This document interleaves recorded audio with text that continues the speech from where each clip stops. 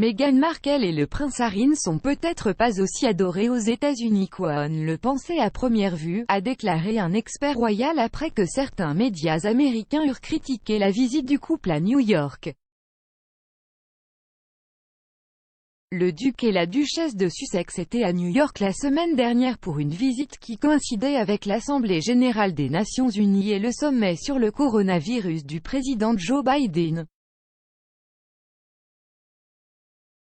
Lors d'une apparition au concert Global Citizen Live, Harry et Meghan ont appelé à l'équité des vaccins et ont exhorté les sociétés pharmaceutiques à renoncer à leurs droits de propriété intellectuelle sur les vaccins contre les coronavirus. Lors du concert visant à sensibiliser à la crise climatique, aux inégalités vaccinales et à la pauvreté, Harry a déclaré à la foule « Nous nous battons plus que le virus seul. C'est une bataille de désinformation, de bureaucratie, de manque de transparence et de manque d'accès, et surtout, c'est une crise des droits humains. » Le 23 septembre, le couple s'est également rendu à Ground Zero dans le sud de Manhattan, pour visiter le mémorial du 11 septembre et rendre hommage à ceux qui sont morts dans l'attaque terroriste.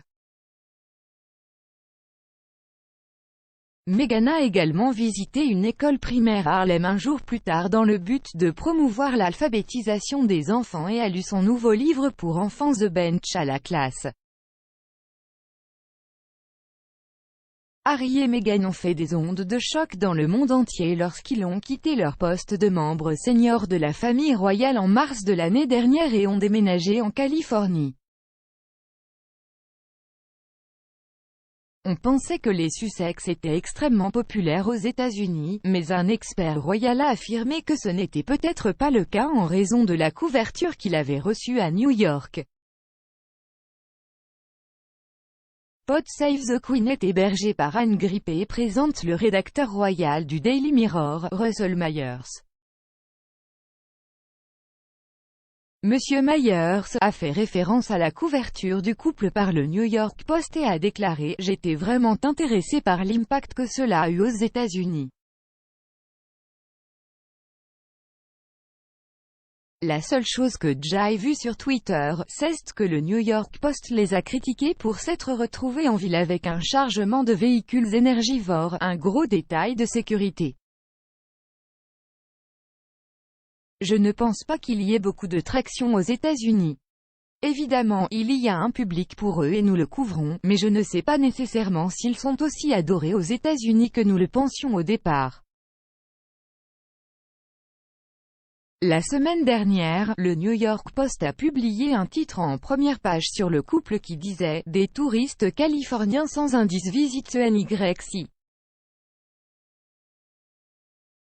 Le 27 septembre, la publication a également noté la décision du couple de revenir de l'événement Global Citizen Live dans un jet privé, alors qu'il s'était déjà prononcé sur le changement climatique.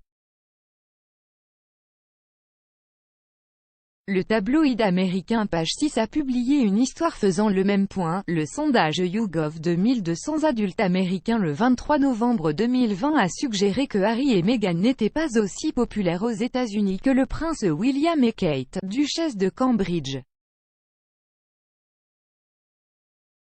Le sondage a révélé que 63% des personnes interrogées aux États-Unis considéraient Kate très ou plutôt favorablement, tandis que Meghan n'a revendiqué que 57% de soutien favorable. Pendant ce temps, William a recueilli un nombre impressionnant de 66% de soutien, dépassant son jeune frère Harry de 62%. La reine est également favorisée par rapport aux Sussex, 68% des Américains la considérant comme très ou plutôt favorable. Un autre sondage YouGov a révélé que la popularité de Meghan et Harry aux États-Unis avait diminué après l'interview d'Oprah Winfrey en mars. L'enquête, qui a été menée du 13 au 17 mars auprès de 1500 adultes américains, a révélé que seulement 40% des personnes interrogées ressentaient une sympathie personnelle pour les Sussex. De plus, la note de faveur de Harry a chuté de 4% par rapport à l'année précédente et sa note de refus a augmenté de 9%. La cote de faveur de Meghan a chuté de 3% et sa cote de défavorisation a augmenté de 10%. Bien qu'il ait quitté le cabinet et les fonctions royales qui l'accompagnent, M. Myers a également comparé la visite de Harry et Meghan à New York à une tournée royale. Il a déclaré, « C'était comme une tournée royale, il y avait un itinéraire complet, et l'aspect sécuritaire de celui-ci, il y avait la rencontre des grands et des bons du monde politique et militant. » Monsieur Myers a ajouté qu'il était « parlé sur la scène mondiale, rencontré le gouverneur et le maire de New York, puis rencontré le secrétaire général adjoint de l'ONU. Donc, c'était très complet. » Madame Grippé a répondu, « Ils ont définitivement fait une déclaration selon laquelle nous sommes ici et nous sommes sérieux. »